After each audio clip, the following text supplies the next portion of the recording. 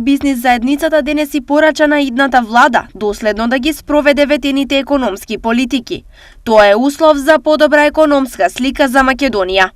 Овој пат се надевам дека добитната комбинација која ќе излезе од парламентарните избори, особено таа ни е посебно битна, ќе треба да биде таква каква што она што ќе го договориме, па макар и не било во интерес 100% интерес на интересите на економијата, се спроведе доследно, за да може и да биде предвидливо, за да можат компаниите да го прилагодат своето функционирање на новите услови. Мислам дека се наоѓаме пред политичка промена на правецот на управување со државата.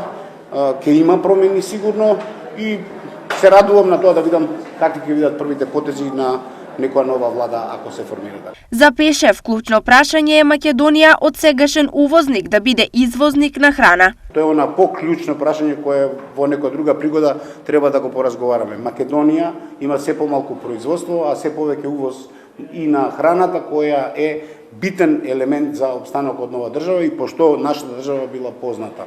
Значи овдека би требале да разговараме малце на поинакви основи. Во тој сегмент цената на нафтата би имала значение. Ако се работи за увоз на храна, тогаш ние го ја делиме судбината на регионот. Дуалното образование е забрзано да се развива, оцени Пешев.